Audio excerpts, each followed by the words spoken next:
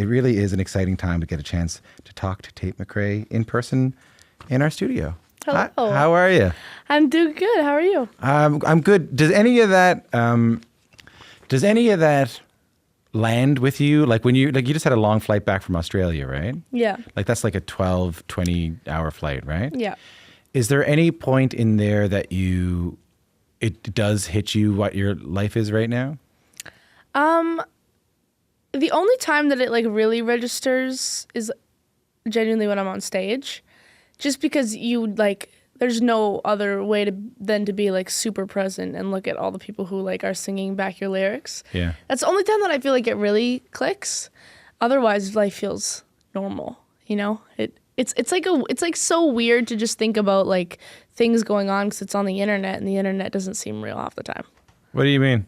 It's just like I feel like your brain doesn't fully process like numbers quite, or like even fans on the internet. Or, Yeah. Like it all seems just like a video game, like that you're like playing kind of thing. Yeah, and I think also like when this stuff happens, like it's just day after day after day after day. Like nothing Right. really changes. But every now and then you do get a bit of clarity and you get to go like, wow, geez, my life turned out interestingly, you know? Right. So you're from Calgary. Yeah. What was your life like growing up in Calgary? So my mom was my dance teacher. And was she a dance teacher professionally? Yeah, she had a studio. She taught me dance since I was like 6. Right. I was a really competitive kid. So was my brother. There wasn't like much of an art scene in Calgary at the time. So like dancing wasn't that huge and neither was singing. So like everything I did just seemed like really like off in Calgary because it didn't really seem like it was there wasn't really much of like a creative arts yet, I feel like at the time. There wasn't a big performing arts scene. No. Right. Everything, I started a YouTube channel when I was like 13 and started posting like original songs, and it was very foreign to everyone. Like it was like, oh, what are you doing? From who was saying, what are you doing? I don't know, like my classmates and stuff. Like it was just a very interesting dynamic. They thought you were a bit weird? Of course. I mean, I was posting love songs on the internet when I was 13. And what did your parents think of it, the whole thing? I think I've always been just like a really creative kid. Yeah. They just like let me do my thing. I just went off and did my thing all the time. So. And they were supportive of you wanting to have this world. Like, when did you know that you wanted to be a performer? When I was like 8, I went up to my mom and I was like, I want to be like a really good dancer. I want to be like really good. Can you train me? And so I honestly just like started training at a ballet school and like would train like 8 hours a day. Got super serious into dance, super competitive. And then I went on like So You Think You Dance when I was like 12. Yeah, can you put your, do you see those headphones right there? Yeah. I want to play you a clip from that. Just take a listen to this. Can you pop them on just for a second? No. I know, I'm going to do it to you. I wish there was a word that would describe how much you touched me. Thank you so much. That was perfection, and I mean that. Watching you move, it's like a ripple effect, like in a lake, and the water just ripples. There's no beginning, there's no middle, there's no end. It is seamless from start to finish. You are a gift from God. Thank you so are much. a gift from God. Thank you. So that's Paula Abdul. You're on your audition on So You Think You Can Dance. You're 12 years old. Yeah. And she calls you a gift from God. It's so crazy when I think back then because, like when I was 12, like now that I think about a 12-year-old, I'm like doing that at 12 is crazy. Like I think about like my 12-year-old self and how like hard I was on myself for being 12 and like for training 40 hours a week. Like that's like intense. And I mean, yeah, it's like bizarre to look back. I sometimes will like go on YouTube and I'll like search up old videos and stuff from that time period. But like, yeah, like 12 years old on a national TV show and competing and living away from home is like crazy. What goes through your mind when you hear that now, that Paula Abdul clip? It honestly just like, it makes me feel like I was like, oh, I wish I could have processed that in the moment. Because in the moment I was just like, it's a competition. Like, you know, sometimes compliments don't always like stick when you're like in that kind of headspace. And I'm like, that's really special. It's very, very cool that even like happened. And she even said that. It is really special that to be like 12 years old and on So You Think You Can Dance. I think you came third, right? Yeah. Do you have any memories from that time? Yeah, super clear. I was I remember the whole process. Like what? Tell me something about it. Just like the filming process. I remember like so many hours of rehearsals and like the idea of like every Monday night it was like a live show, right? So we would be on national television competing and getting closer and closer and closer. So, you know, it's like we'd be rehearsing on our rooftop of our hotel, like all the contestants, like till like 2 a.m, like trying to make sure our routines were perfect. And then, you know, making sure we didn't slip and fall on stage the next day. Like it's live. And then no matter what you say, it's all happening live, which is so crazy. Yeah, like that. I just remember it was like a very intense process for like 2.5 months. Wasn't everyone like a lot older than you? No, it was called Southern Union Dance Juniors. Okay. So there was like, it was like, I don't know, it was like 9 to 14 or something. Like it was like young. And then we had like mentors and stuff. It was full process. Was there a feeling of like when you tell me that like when you were doing this in Calgary, there wasn't much of a scene, so you felt a bit alienated from everybody else? Yeah. When you go to something like that, do you feel like, oh wow, there's people out here like me? Yeah, for sure. I mean, yeah, I think anytime you put like some of the like most passionate dancers together, there's definitely that energy in a room where you're like, oh wow, there's kids like this who want the same things as me and who are just as ambitious, which is very cool. I don't know if you're going to have an answer for this, but I'm stuck on it. Like, Okay. where does that come from when you're like 8 years old, 10 years old, 11 years old, 12 years old, to want to be that great? Honestly, I think there's just like that, maybe it's in the fact of like, I've always known like creative comes from like a lack of, like whenever you feel like you're like, something's missing in your life, you want to like do more. Or if you like don't feel loved, you want to like go find love. Like you feel like there's certain things, and I feel like as a kid, I was always just like doing my own thing, that I felt like because I was so like on my own all the time and just by myself, that I wanted to be the best in the room. I was just like, and that was my only way to do that. Was I was like, if I feel like this is the only thing that makes me feel like myself, then I want to be really good at it. And I was just like really competitive in that sense. Like if you feel isolated from other people, like if you feel a bit lonely, you want to be. Yeah, I think my brain was always just wired as like I want to be a performer, I want to do this, and I want to be good at it. And I don't know where that came from, but it's more like the work ethic that I'm blown away by. Like when most people when they're 12 years old, they just want to. They eat Doritos or something like that. You know what I mean? Like to be putting in 40-hour days or 40-hour weeks, Yeah, I mean, that's what made me happy was working. It was just like it's like satisfying to like see progress happen. And I think I've just always been like that. Tell me how you go from dance to music. Well, so after I got off singing and dance, I got back to Calgary. I'd been in LA for 3 months. And I was like, in the scene, like we'd just been filming this TV show. So I was like buzzing. And then I get home and all of a sudden I have to go back to, what was I, grade 8 or grade 7 or something? Like I had to like go back to school. And I was like, this is boring. And so I'm like, I want to do something. So I started a YouTube channel. I'm like, this will be my dance YouTube channel. I'll post like dance videos every week. And I'll choreograph and I'll try to like push myself in that way. And then like the third week, my mom was filming me and like she broke the camera. Like something just like totally something. Hold on, what happened? She like something messed up in the camera. Like all the lighting was off. I was just like I was like a perfectionist. So I was like, damn it. And I like locked myself in my room, wrote this song in like 20 minutes on my piano that my grandpa had given me at like age 6. And I basically just like recorded it and posted it on the internet and it went viral. What song was that? It was called One Day. I called it I Wrote a Song. And it just like blew up overnight on YouTube. And all of a sudden we had like 11 record labels randomly calling us and we flew to New York like 2 weeks later. Had you written any songs before this? Like in my head, like on a piece of paper, like just like random stuff. Like it wasn't anything legit at all. I didn't even know what the structure of a song was. Like I was just going off of like instinct. Like it was very like random. So you go to bed and it's not doing anything. You go to bed and it's just whatever. Like you probably didn't have that many subscribers. Yeah. and then you wake up the next day and it's gone crazy. Yeah. What's that like? I just remember my dad was like, "Oh my God, you're at 1 million views?" Like, he was just like, and I remember right before I posted the video, he was like, "What are you doing? Like, why are you writing a song?" And I mean, I was just like, "I don't know, I'm just doing it." And then like we were like, just like, "What's going on? Like, why is this? What's so special about this video from anything else?" And I genuinely don't know what happened either. Really? No, I have no idea. Something happened. Something happened. Maybe something in the song meant a lot to a lot of people or something like that. Yeah, I think it's a really good song. I mean, especially since I wrote it at 13, it's pretty good.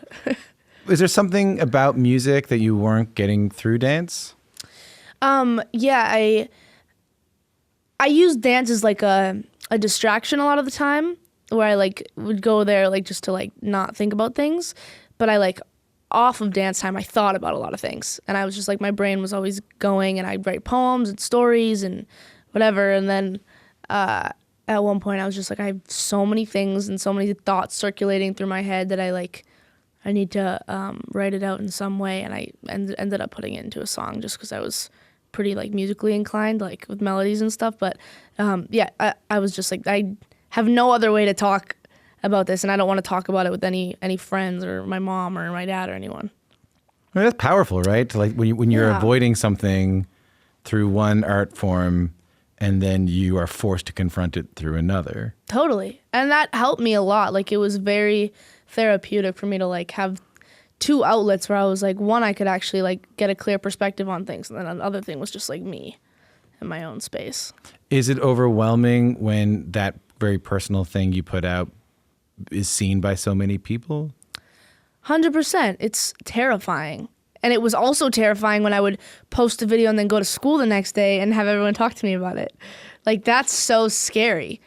I'm like, you were ballsy for doing, I was like ballsy for doing that in high school, where it's like vicious. And I would get like picked on all the time for it. Like, but it was just like, I don't know. It was just like, it was like so fun to me. And I would post like a new original song every Friday, like not even knowing how to write a song or not even knowing whatever. And it was just, it was weird. Cause yeah, it was like, I was posting my diary every week kind of thing. Picked on? I would have thought that would be like a really cool thing to do. Like, I would have thought that would be like if you're blowing up on the internet, I thought that would make you cool to your... No. No? Not at all. What? Oh my gosh. It made me super weird. Like, people would pick on me all the time. They'd be like, "Oh my gosh, I can't believe you're writing this." It's not until like, I feel like recently where people have been like, "Oh, what you do is really cool."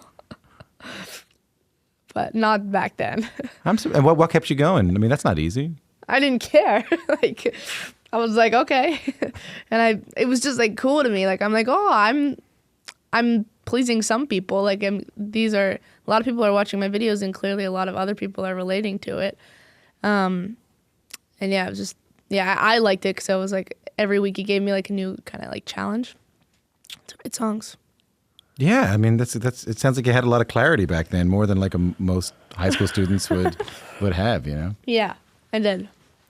That's good. Yeah, it was fun. All right, so I want to play you a song. It's not on the record, but it's a really important one because it's the one that first sort of blew up for you on TikTok. So just pop on your headphones for a second. So this is the kind of the big first gigantic TikTok song. Just take a listen to this. Now suddenly you're asking for it back.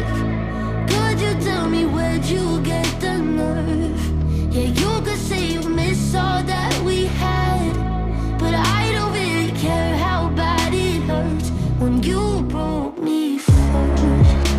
If you're just tuning in, I'm speaking with Calgary's own Tate McRae. That song, You Broke Me First, was basically the only song on TikTok for a few months in 2020.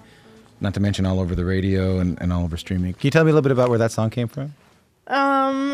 So I wrote You Broke Me First when I was 16. And it wasn't necessarily written about like one person. It was kind of written about like multiple people. But it was, I think at the time, because I'd never really gone through any like heartbreak of some sort. Like, I was really young. It was kind of written about like some friends who I just like hadn't, who had, tried to come back in my life kind of thing. It was more of just like that feeling when people can like do you wrong and then all of a sudden come back in and you're like, where did you come from and why haven't you been here for the last 6 months? I've had people talk to me on the show before about what it's like when a song blows up for them, and the context they usually talk to me about it in is they're walking down the street and they hear cars drive by and it's coming out of their windows. Yeah. Or they turn on the radio themselves and it's playing and it's really, really exciting. Yeah. But in your case, it's like something really unique to you, especially for the time at which it came out, in which that song like really dominates one social media app. Right. Just what's that like? Well, I couldn't tell at first because your For You page is like you, right? So I'm like, maybe I'm just looking at my song too much. I'm just like, this song keeps coming up on my page. And then it was so confusing because they were like, this song's becoming like a global hit. And I like couldn't leave my house. Like I was stuck at home. Like the pandemic was like at its peak. So I was literally like not driving anywhere, not going to any stores, not seeing people. So I was just like getting all these like stats from like, oh, your song is popping off in Turkey, like just like random places. I'm like, okay, inside still.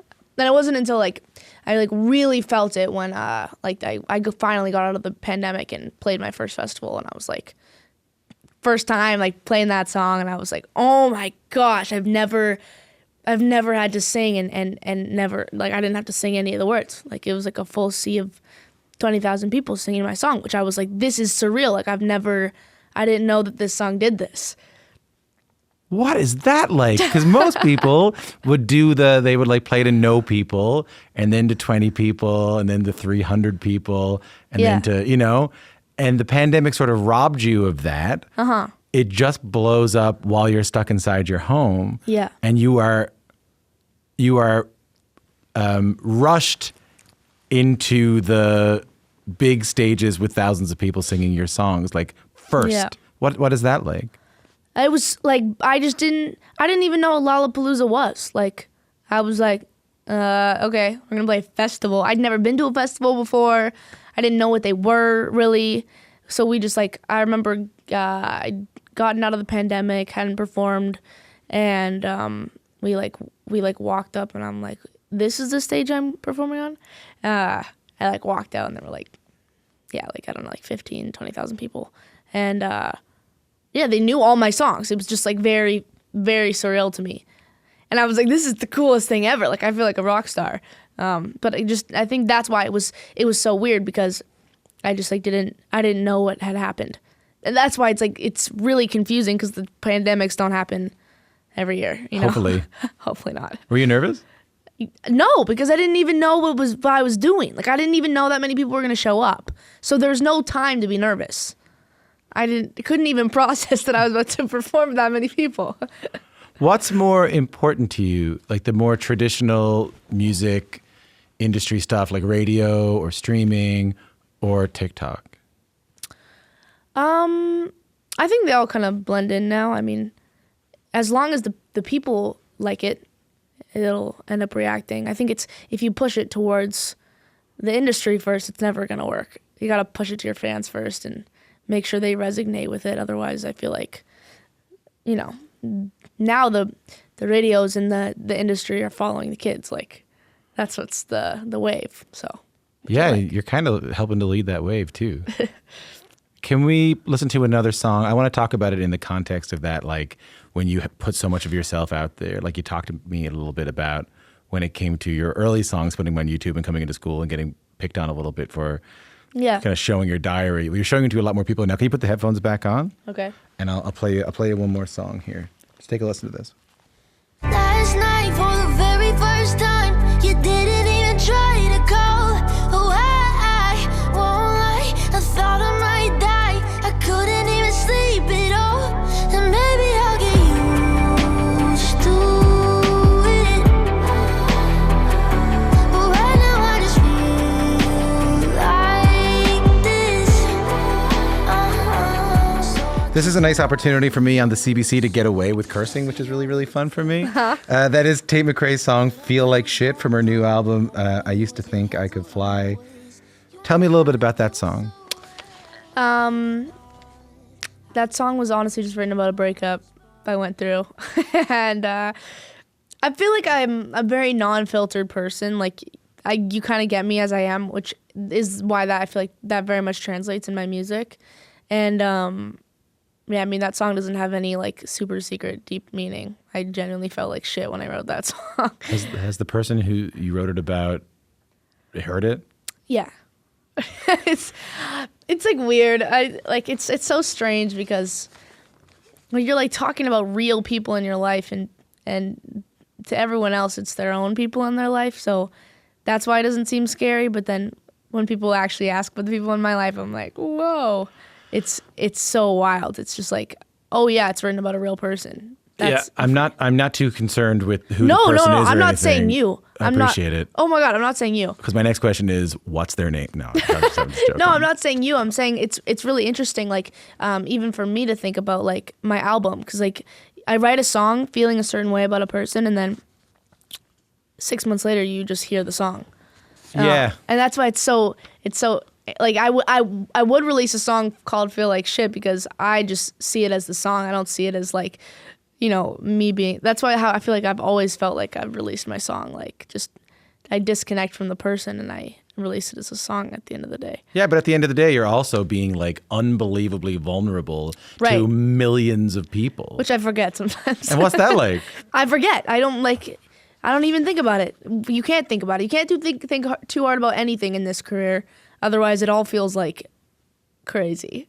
Because it's just music. Like, it's all creative. It's all just what you want to say at the end of the day, and sometimes I don't know what I want to say.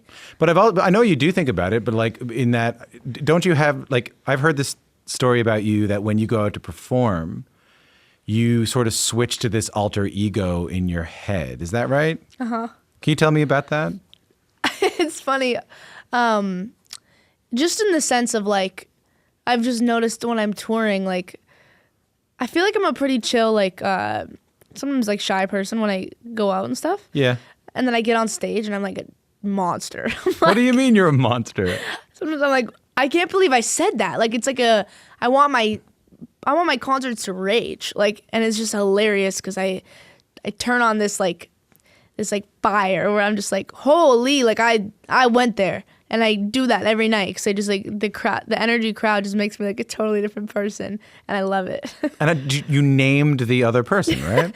I was like, I call her Tatiana because she'll be like I got to Boston and I was like, oh, this is a sick crowd. Get on stage, and I'm like, what the fuck is up, Boston? My mom's like, what? What are you doing? And I'm like, Mom, I don't know. I black out. Like, I can't tell you. Is that useful for you to sort of see it as a different person on stage? I mean, I don't really know it's just like I don't even see it as like anything. I just like, you just feel it and you get outside there and there's like a crowd and you just like shift. How do you feel when you get off stage? It's like you're on like the biggest high ever. It's like not until like a couple hours later that you're like, psh, you like finally like crash back to normalcy. I wanted to ask you about that because you were supposed to be on tour this fall as the support act for Shawn Mendes, who had to postpone the tour, saying he had to focus on his mental health. And I thought it was great that you came out and really supported his decision. Can you talk to me a little bit about your thoughts on that whole thing? Yeah, I mean, I think it's really cool of him to put himself first in an industry where not a lot of people do that. I think it's such a grind and it's such a hustle, and everyone's always trying to release music and go for the next thing, and this isn't good enough, so I'm gonna get here, and this isn't good enough, so I'm gonna get here. And no matter what level you're at, everyone is experiencing that, even if you've accomplished, you know, most things that you've ever wanted to accomplish. Like Shawn Mendes, I'm like, he's been my idol since I was like a little girl. Yeah. And so it's like crazy to get to know him on a more personal level because I'm like, oh, he's just a regular person, and he's going through the exact same thing as I am, just, you know, at a different stage in his life. And so the fact that he did that for himself, I'm like, kudos to him. I mean, it takes a lot of courage to like go and say something like that, especially in just being like brutally honest about it. Like, I got to work on myself, and I'm like, I think that's really cool. Is mental health preservation something that's on your mind as this thing gets bigger for you? Of course. I think mental health is really serious and really real, and especially with like I mean, everyone says this over and over again, but like, especially with social media, like everyone's like mental health, I think, is sometimes worse than they like to portray it as. And, you know, everyone makes it look like they're perfect online. I mean, and then it's like creates unrealistic expectations. Yeah, I think about that a lot. Like, yeah, I'm trying to figure out how to talk to you about it in a way that doesn't make me sound like I'm 9,000. But like, I don't know, man. Like, it's just like there was a time I like to think where you could put out a record and then tour it for like 4 or 5 months and then just not put out anything for a year or two and then put out another record, you know? And it's like, again, I'm trying not to sound like I'm 1,000, but like I think about this a lot with like, just as someone who's had my own struggles with this kind of stuff, like between YouTubers and especially TikTok, it's just, you're kind of working all the time. It never shuts off anymore. That's the problem, is like with TikTok, you could always get more views. You can always get more followers. You can always have a chance to go viral. At any second, you could do that because someone else is doing that at this second and get going viral right now. And that's terrifying. It's created this like race in life. It's like, but in a way that's like not useful at all, because like what are likes? You know what I mean? Like that isn't making you any happier. And I think it's really crazy. Like my mom always says this. She's like, I don't know how you guys deal with relationships now with how much social media you have, because it creates so many more problems in a relationship, because now it's not just you go on a date with someone and you see them, you go out, you go home, you hang out, you probably don't see each other for a while. Maybe you phone them. Yeah. But now it's like you're texting every second. Yeah. You're also looking at hundreds of other people at the same time. There's like, you know, there's just so many more ways to be insecure. And I'm like, that's the crazy part, is I'm like, that's all it is at social media, is just like looking at pretty people and perfect people all the time, and people who are doing awesome things. And there's no time to like, I think people are not taking the time to take a breather sometimes. So how about you? How are you doing with it? I mean, I struggle with that all the time. I think I try to stay off my phone because it drives me insane. Yeah. But then again, I'll like, sometimes I post things on my Instagram and I'm like, little did they know I was like disaster that day. Like, oh, wow. Yeah, right. Because there's people who are looking at you like that, who are looking like, oh, wow, she's got it all figured out. Everything's really beautiful for her in her life right now. Yeah. But that's the thing, is I'm like, wow, I've really portrayed that that this has been really good recently. And I'm, you know, even if it hasn't, and that's everyone. And that's, I don't know, it's such a weird thing. And everyone's attention spans are like 2 seconds long now, and it's very bizarre. And you don't burn out having to like post stuff all the time and create stuff all the time? Yeah, of course I do. I mean, like I said, you can always be doing more. Yeah. I can always be posting. I could be posting right now. Yeah. Thanks for not. No problem. I appreciate it. You know, I could be doing stuff right now and getting more interaction or more whatever. Yeah. But you also got to be like a human being. What does Calgary mean to you now when you go home? Is it a bit of a place to step away from everything? Calgary has become like a really homey place to me. Like, I think I live in LA now, so obviously like my whole world is like the music industry. And when I go home, it's like so refreshing because I realize that there's other careers, there's other people out there. Yeah. And also, there's people whose lives aren't surrounded by social media too. Like, it's also just, you know, I come home and I'm like, oh, it's nice to see my brother who's a hockey player and my dad who has nothing to do with the music industry. And, you know, I associate Calgary with like very calm. Do you see a time where you'll ever like give up the social media thing? I don't know. I mean, I think it kind of is like your brand nowadays. Yeah. It's kind of how you share things. Yeah. It's like such a push and pull, because it's like you can hate it so much, but it's also like the one thing that's given me a career. Yeah. And it's there. It's life. It's what it is right now. I've resisted it for a long time. I listen. Can I tell you something about me? Yeah. Like, speaking of feeling 9,000, I got TikTok like 3 weeks ago. I know. Like I was resisting it. I would download it, watch it for a couple of hours, which was actually like 6 minutes. But I thought it was 6 minutes, but it was 3 hours. Right. I would delete it. And then I just got back on it because I realized this is just kind of it. This is what we got right now. And you got to be a part of it. Totally. But you got to do it in a way that's healthy for you, I guess, too. Exactly. I just watched, I'll close off like this. I was just watching that Shania Twain documentary. Have you watched that? I haven't seen it yet. It's excellent. Okay. That was the question. No. Anyway, see you later. Thank you very much. No problem. She said after her first, her second, but her first big record, the one with Any Man of Mine came out. And she had like taken over country music, and she had like established a new model for how big you could get in country music. Like that record was massive, right? So anyway, she has to start working on the second record. And it's, that ends up being the one that has like, Man, I Feel Like a Woman on it and stuff like that. But anyway, they ask her in the documentary, like, after that first record came out and you were the biggest thing, you had changed the game in country music, what kept you going? And she said, well, it was big, but I wasn't the Rolling Stones yet. Like, I wasn't the Beatles yet. I wasn't Michael Jackson yet. And that's where I wanted to get. Right. Tate, at this point, like, things are really, really big. And as you can tell from my conversation with you, you're not just being seen as a big artist, but like a bit of a transformational artist in terms of like the medium by which we take in art and music. Right. So where do you want to go from here? Like, where are the goalposts for you now? I mean, I'm pretty ambitious. I've got big goals. Lay it on me. I mean, I just want to be playing for a lot of people someday, and I think that obviously that's my end goal. I want to reach as many people as possible, and I want to be able to dance. I want to be able to sing, and do it all for them. So you can relate to the Shania story I just told you? I think if you like really, I mean, the one thing is like I've found is I'm like, if I hated performing, hell no. I would be like, I'm going to be a songwriter, and I'm going to go back to my bedroom, and I'm going to whatever. But I will eat up performing any day. It's my favorite thing to do, and it makes me the happiest person alive. And so I'm like, if I can do that for 100 times as many people, I will want that.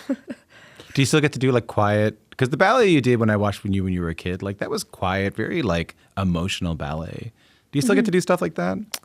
Like dance? Like for you, yeah, for fun, for you as an emotional. I do hot Pilates. It's calming. I like it. Okay, cool. That's what I was looking for. It's really amazing to get a chance to talk to you before I probably won't get a chance to talk to you ever again. Oh my gosh. I'm only joking, but it's really lovely, and congrats on everything. Thank you so much. It was nice talking to you. Nice talking to you as well.